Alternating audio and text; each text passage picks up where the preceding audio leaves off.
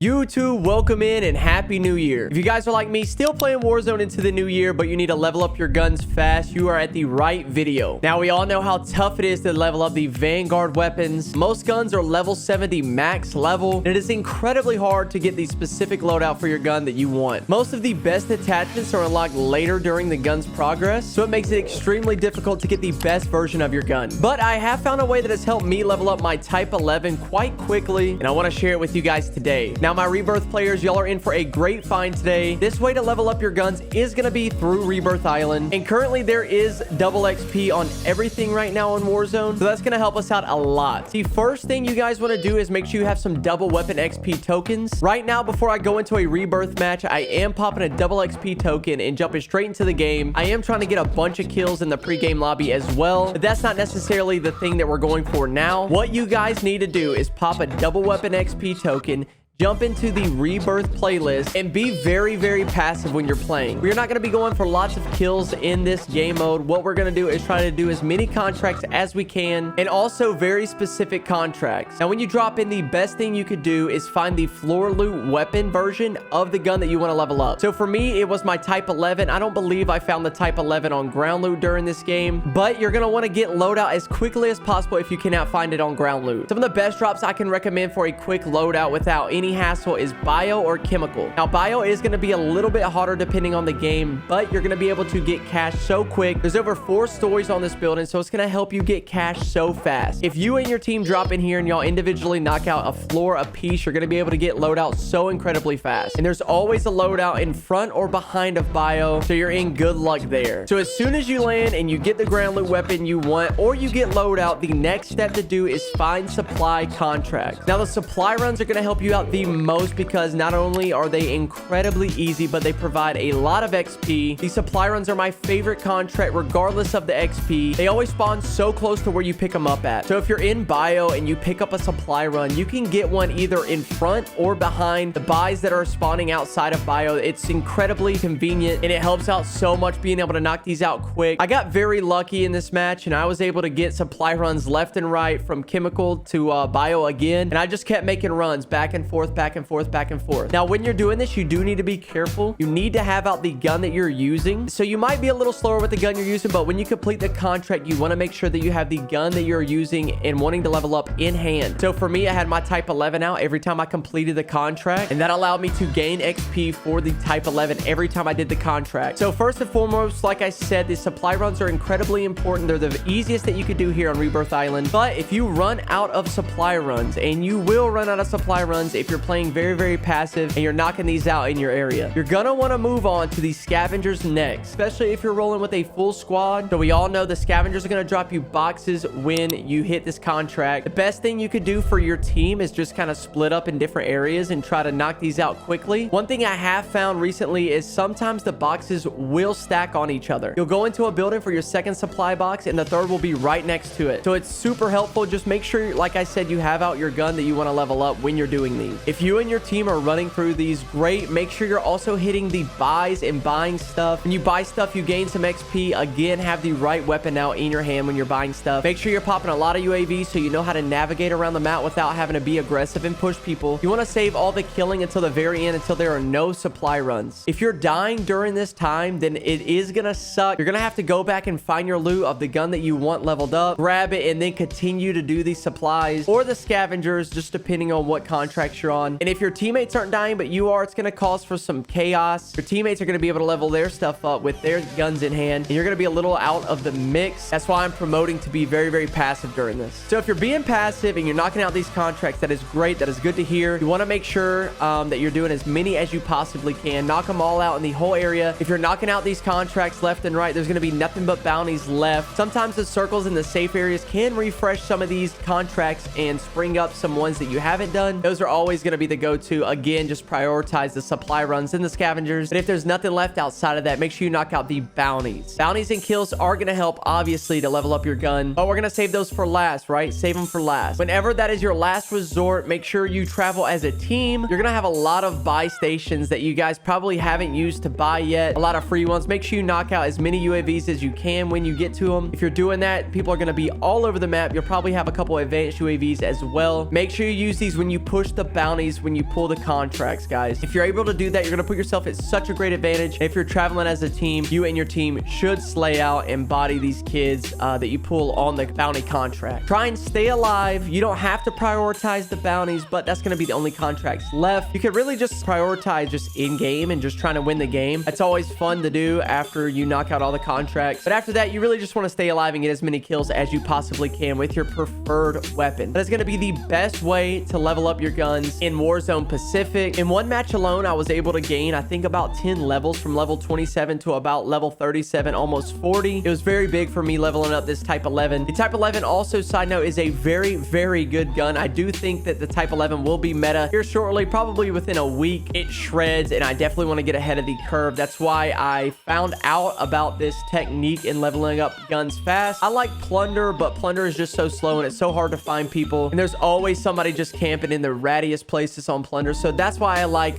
Rebirth Island. You can go for dubs, you can get dubs, you can level up your player, you can level up your guns. It's really fun, and you can really have a great time on Rebirth Island still. But YouTube, that is going to do it for me. I hope you guys enjoyed. If you use this technique, let me know. If there's a different technique that you guys use that it's better, you find in your opinion, let me know. Also drop a comment. That would be great to hear. That's going to do it for me, guys. Until the next video, thank you so very much for watching. I'll see you guys later.